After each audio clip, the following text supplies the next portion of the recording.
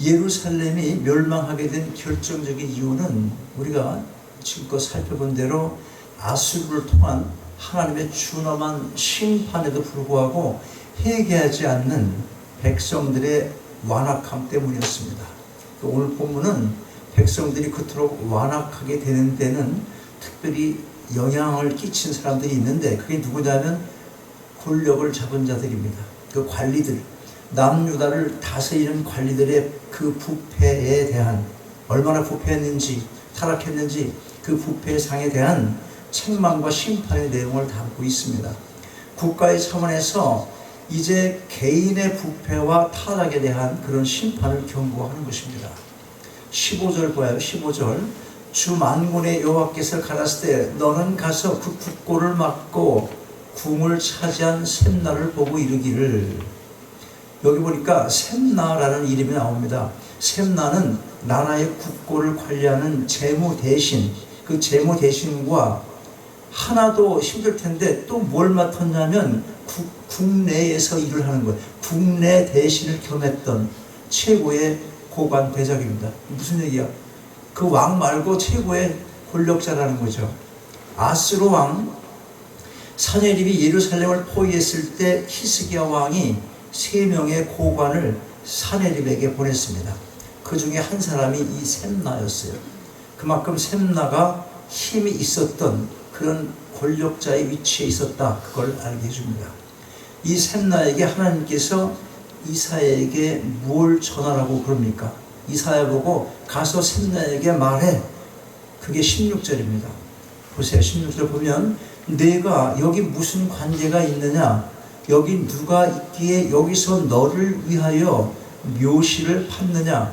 높은 곳에 자기를 위하여 묘시를 팠고 반석에 자기를 위하여 처소를 쪼아 내었도다.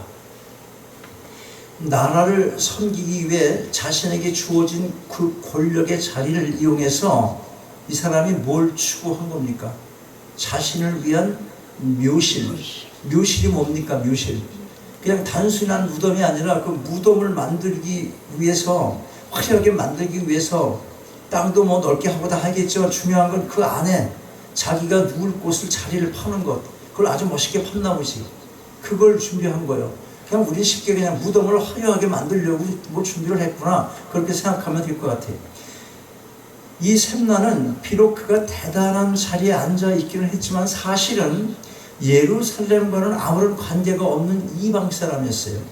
엄밀하게 보면 그 자신이 남유다의 귀족들처럼 찬란하고 화려한 그 호화스러운 무덤을 가질 자격이 없는 것입니다. 그 당시에는 왕들이 그런 엄청나게 이렇게 무덤도 크게 하고, 하긴 우리나라도 그렇잖아요. 뭐 조그만 벼슬만 가지면 그 묘지가 어떻습니까? 대단하잖아요. 대단해. 그 당시엔 더 그랬던 거라고요. 그러니까 왕이 그렇게 하는 건 뭐 그러려니 하는데 이 사람은 그만한 위치가 되지도 못할 뿐더러 이방인이었어요. 이방인. 더군다나 그 당시 남유다가 여러 가지로 어려운 상황에 처해 있었음에도 불구하고 나라 생각을 하지 않고 자신의 영광을 위해서 왕의 무덤과 같은 호화스러운 묘시를 판 것입니다. 하나님은 이러한 이유로 인해서 그를 심판하십니다. 17절부터 19절까지 같이 한번 읽어요. 시작. 나 여호와가 너를 단단히 속박하고 장사같이 맹렬히 던지되 정령이 너를 말아싸서 곰같이 광막한 지위에 던질 것이라. 주인의 집에 충치를 끼치는 너여, 내가 그곳에서 죽겠고 내 영광의 수레도 거기 있으리라. 내가 너를 내 관직에서 쫓아내며 내 지위에서 낮추고. 하나님께서 그를 속박하십니다. 17절 보니까 속박을 하긴 하는데 단단하게 속박을 하신다고 그래요. 단단히 속박합니다. 단단히 속박한다. 그게 뭘 의미합니까? 대충 묶어놓은 게 아니라 단단히 묶어놓는 거예요. 속박을 하는 겁니다. 절대로 피할 수 없는 심판을 그에게 내리시겠다는 것, 그걸 의미하지 않습니까? 자, 그리고 어떻게 심판을 하십니까? 하나님께서 그를 던지십니다. 그것도 말아 싸서 곰처럼 웃음거리와 놀림거리가 된 후에 이방 땅의 한적한 곳으로 추방을 시키십니다. 이방인 셈나가 자신에게 높은 지위를 부여해 준 그의 주인 히스기야 왕을 배신하고 무엇보다도 여호와의 성전이 있는 예루살렘에 큰 폐해를 끼쳤기 때문에 하나님께서 그를 심판하신 거예요. 그리고 그 심판 결과가 뭡니까? 모든 관직에서 쫓겨나고 결국은 이방 땅에서 수치스러운 죽음을 당하게 되고 마는 것입니다. 여러분, 인간의 밑바닥에서 끊임없이 솟는 탐욕의 샘물, 이 물은 여러 가지로 쓴맛을 냅니다. 명예의 쓴맛, 부와 권력의 쓴맛, 영광의 쓴맛, 교만의 쓴맛. 이게 다 자신에겐 자랑스럽고 빛나는 것일지 몰라도, 그래서 그 사람들에겐 뭐야? 단물이지 쓴맛이 아니라. 그들은 단물일지 모르지만 이 물을 마시게 되는 사람들이 있습니다. 누가 마십니까? 누가? 그거라도 마시지 않으면 안 될 그런 처지에 있는 사람들. 이런 탐욕의 쓴맛은 그들은 비록 단물일지 몰라도 이 탐욕의 쓴물을 마시는 사람들은 목마른 자들이에요. 목마른 자들. 그 무슨 목이 마릅니까? 살기가 바빠. 살기가. 아이고, 이 더러운 거 때려쳐야지. 그리고 내일 안 나가면 누가 밥 줘? 이러니까 그 물 마시면서 살아가는 겁니다. 그들이 품어내는 이 탐욕의 쓴물을 마시게 되는 겁니다. 그러면 결과가 무엇입니까? 백성들이 완악해지는 겁니다. 완악해지는 거예요. 그래서 이스라엘 백성 자체가 완악해지는 거예요. 결국 망하잖아. 남유다가 망하는 거예요. 요즘에 일어나는 사건들 보세요. 그렇지 않아도 팬데믹으로 이 얼마나 힘들어합니까? 이 쌓일 대로 쌓인 스트레스가 많은데 정치판 보면 화가 나는 일 참 많습니다. 그러다 보니까 인간 관계가 뒤틀리고 사회 전체가 혼란스럽습니다. 요새는 질문할 때도 눈치 보고 해야 돼. 무슨 뭘 물어볼 때도 뭘 잘못 물어봤다 화내 도전하는 줄 알고 시비 거는 줄 알고. 끄떡하면 총기 사건이 일어납니다. 이 소식 너무나 많잖아요. 요새 계속 일어나죠. 알지도 못하는 사람, 아무 관계 없는 사람, 지하철 아래로 철로길로 왜 밀어? 집어 던졌대. 또 그냥 단순히 밀은 것도 아니고 보니까. 그 뉴스 다 들으면 굉장히 심각해요. 지금 사회 분위기가, 사회가. 사람들이 다 어떻게 각박해진 겁니다. 조금 더 여유가 없습니다. 힘듭니다. 자꾸 다 시비거리고 들리고 뭘 물어도. 자, 그러면 셈나를 심판하신 하나님께서 그 다음에 무슨 일을 하십니까? 셈나는 이제 심판하셨어. 그 다음에 어떻게 해요? 엘야김을 세우십니다. 엘야김.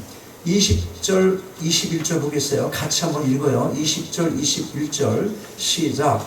그날에 내가 hil기야의 아들 내 종 엘야김을 불러 내 옷을 그에게 입히며 내 띠를 그에게 띄워 힘있게 하고 내 저주를 그의 손에 맡기리니 그가 예루살렘 거민과 유다 집에 아비가 될 것이며.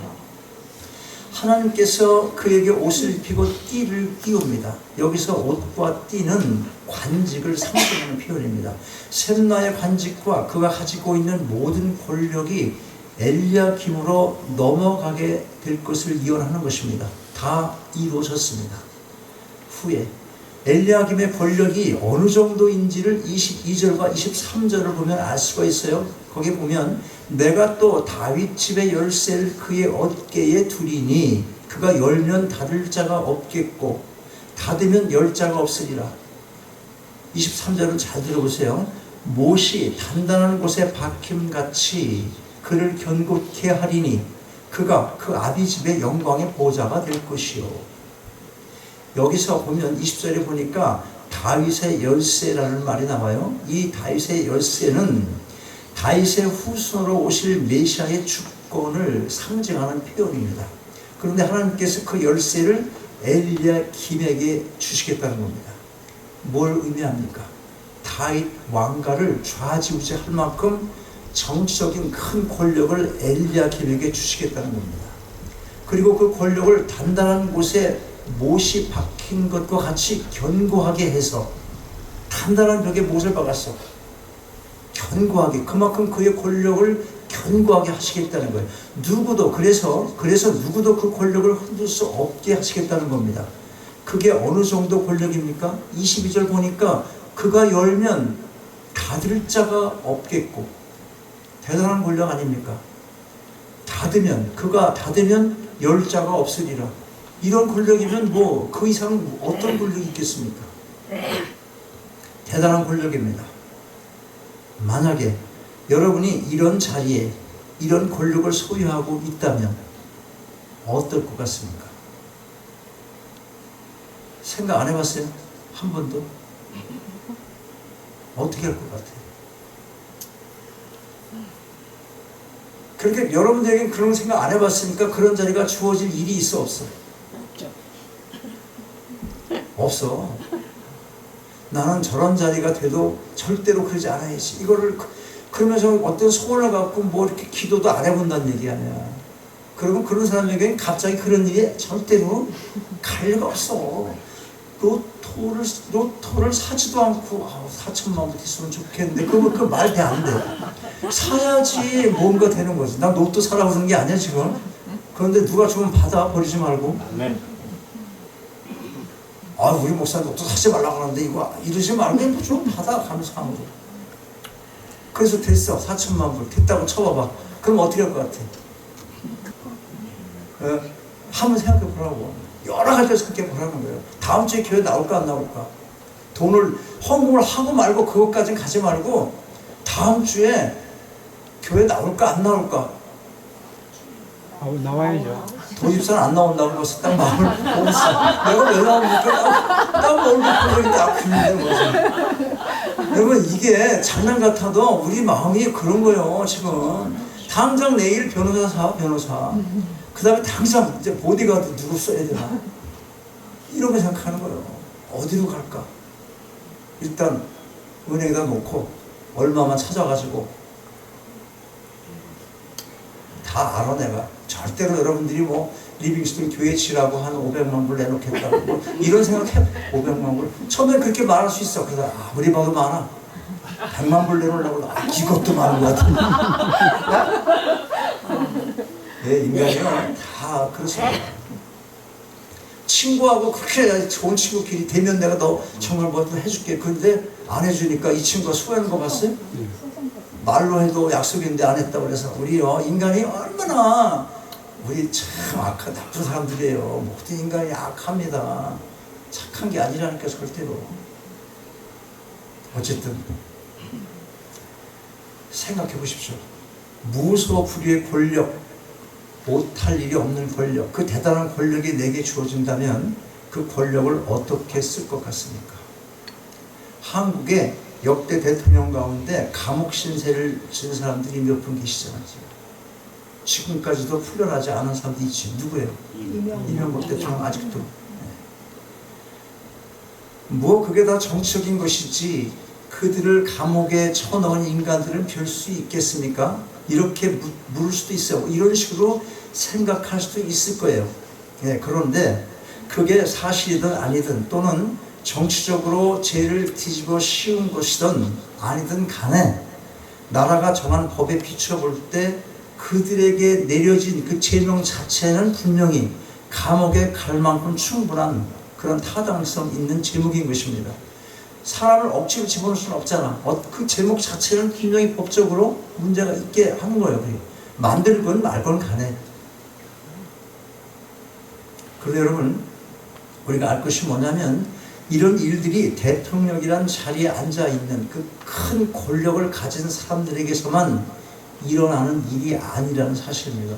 권력은 그것이 크든 작든 그 나름대로 마음먹기에 따라서 얼마든지 본래의 목적과는 다르게 자신은 물론이고 자신과 관련된 이런저런 유익을 위해서 사용할 수 있게 되는 것입니다. 또 그런 유익에서 벗어나기가 쉽지 않은 것도 사실인 것입니다. 미국의 이런 아파트, 우리 일반 사회도 그런데 나라를 다스리고 있는 그런 대단한 힘을 가진 사람들이 어떻게 하냐 하는 겁니다. 그래서 하는 말이 있는데 그 사람 원래 그런 사람 아닌데 자리가 그렇게 맞는 것 같아요. 그렇게 많은 사람이 있어 없어? 자리가 사람을 그렇게 만들었나 봐요. 이런 사람 있어요. 내가 이해는 해.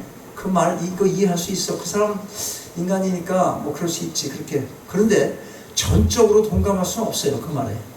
전적으로 동감할 수도 없지만 또 전적으로 부인할 수도 없는 게 사실이잖아요. 그 말이. 그렇다면 기독교인들은 깊은 생각을 해야 합니다. 어떤 세상 권력의 자리가 내게 주어진다고 무조건 그 자리에 덥석 앉을 것이 아니라 자신을 돌아봐야 한다는 것입니다. 세상의 정치적인 권력뿐만 아니라 이 땅에 살아가는 삶의 양태 속에서 좀 더 나은 직장이나 직업이나 어떤 직이나 모든 것에 어떤 분야에서도 그렇다는 겁니다. 무슨 얘기인가 하면 사람들이 흔히들 자리가 사람을 보낸다고 말하고들 있는데 과연 나는 흔들리지 않고 본연의 임무에 충실할 수 있겠는가? 설령 자리가 그렇게 만드는 힘이 강하게 있다고 치면 조금이라도 그런 게 맞다면 그러면 내가 그걸 이겨낼 수 있는 그런 유혹을 이겨낼 수 있는 힘이 있는가? 우리에게 있는 힘은 무엇입니까? 믿음 아니겠어요? 믿음. 신앙심이 있는가? 하나님을 향한 그것을 분명하게 내 위치를 정리할 수 있겠는가? 진실로 탐욕에 쓰디쓴 그런 샘물은 더 이상 내 속에서 솟아나지 않게 할 수가 있는가? 혹은 솟아난다고 해도 충분히 이겨낼 수 있는가? 이런 여러 질문들이 있을 수 있는 것입니다. 이걸 먼저 생각을 해봐야 하는 것입니다. 진지하고 솔직하게 답을 해봐야 합니다. 이 질문의 본질적인 의미는 뭐냐면 이것입니다. 여러 질문이 있지만 나는 하나님 앞에서 신실하며 하나님의 영광을 위해서 그 맡겨진 일에 최선을 다할 수 있겠는가? 많은 질문이 있어요. 많은 질문. 근데 이겁니다. 따지면, 요약하면. 한마디로 자신의 믿음과 관련된 질문인 것입니다. 그러므로 자리가 사람을 탐욕스럽게 더욱더 탐욕스럽게 우리에게 본질적으로 그런 마음이 있지만 그걸 부채질하고 더 품어낼 수 있는 그런 자리, 그것을 전적으로 부인할 수가 없다면, 또 끊임없이 다가오는 유혹을 이겨낼 믿음의 확신이 없다면 우리는 정중히 그런 자리를 처음부터 어떻게 해야 돼요? 사양할 수 있어야 한다는 것입니다. 힘들죠? 어떻게 살란 말이에요? 그러면 세상에 어려워요. 우리가 부닥치는 이 문제입니다. 이게 딜레마예요. 이 땅을 살면서. 화란의 개혁파 신학자 아브라함 카이프라는 분이 있어요.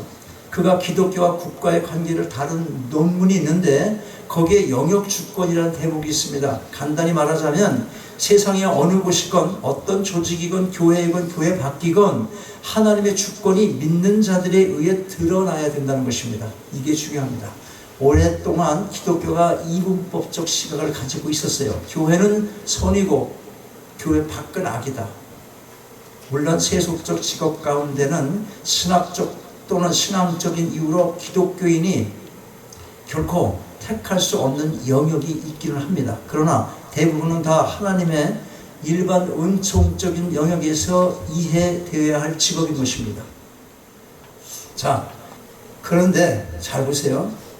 여기서 우리가 꼭 기억할 것이 있어요. 자신의 믿음을 나 스스로가 확신하고 또 믿음의 삶을 결단한다고 해도 그게 언제나 올바른 삶을 보장하지는 못한다는 겁니다. 그래서 마음에 담을 말씀이 있어요. 시편 1편 1절입니다. 복 있는 자는 악인의 꾀를 쫓지 아니하며 죄인의 길에 서지 아니하며 오만한 자의 자리에 앉지 아니하고. 무슨 말씀이에요? 처음부터 아예 가지를 말아라.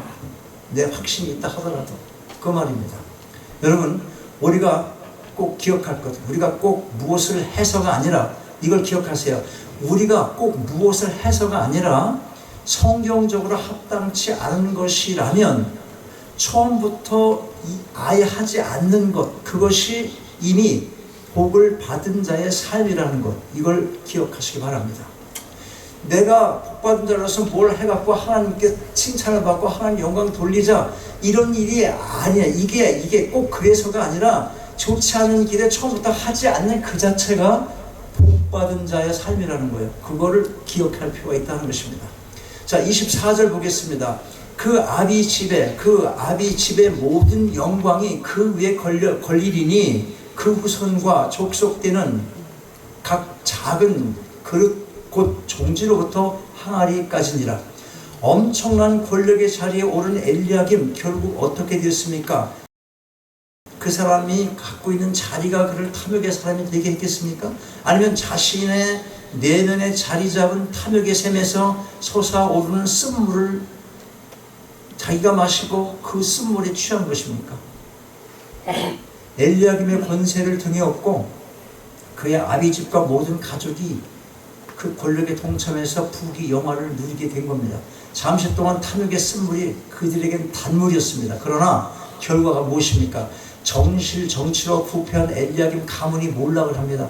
집안에 못이 아무리 단단하게 박혀 있어도 그 벽에 습기가 차고 그 못에 거는 이 물건들이 많아지면 그 어떻게 돼? 결국은 녹이 슬게 되고 사가서 마침내 부러지고 마는 것입니다. 권력도 마찬가지예요. 권력을 남용한 엘리야김이 축출됨으로 가문의 모든 사람들도 파멸에 이르게 되고 말았습니다. 25절 말씀이 바로 그걸 예언하고 있는데 실제로 이루어진 겁니다.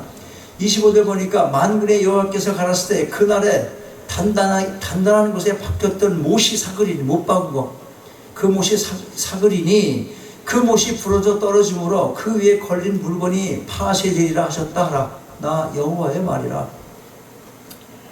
하나님께서는 세상 돌아가는 모든 역사를 주관하시고 사람을 세워 올리기도 하시고 내리기도 하십니다. 오늘 이사야 선지자는 가장 신실한 하나님의 천지기로 인식되었던 관리조차도 마음속 탐욕의 유혹을 뿌리치지 못하고 결국은 부패해버리고 마는 그 정권의 권력자들 향해서 신랄하게 이 고발을 하고 있는 것입니다. 그들을 고발하는 거예요. 실제는 이 마음이 누구의 마음이에요? 고발하는 마음이 누가 이 말을 하는 겁니까? 누가 이사야가 하지만 하나님의 마음인 것입니다. 결론입니다. 간단합니다. 세상에 믿을 사람도 없고 믿을 힘과 권력도 없습니다. 그게 누구이든 또 어떤 권력의 자리이든 온전한 것도 완전한 것도 아니기 때문에 언제든지 부패하게 되어 있다는 것입니다. 올리기도 하시고 내리기도 하시는 하나님, 그분만이 우리가 신뢰해야 할 최고의 주권자 되심을 믿으시고 그 믿음에 합당한 삶을 살아가는 여러분 모두가 다 되시기를 주님의 이름으로 축원합니다. 아멘. 아버지 하나님, 주신 말씀 감사함으로 마음에 새깁니다. 세상 것을 탐하는 그 탐욕의 샘물이 아직도 우리 마음속에 솟아나고 있다면 이 시간 온전히 마르게 하시고 주께서 부어주신 그 생명수가 우리 마음에 넘쳐 흘러서 이웃과 세상으로 흐르게 하옵소서. 주 예수 그리스도의 이름으로 기도하옵나이다. 아멘. 아멘. 일어나셔서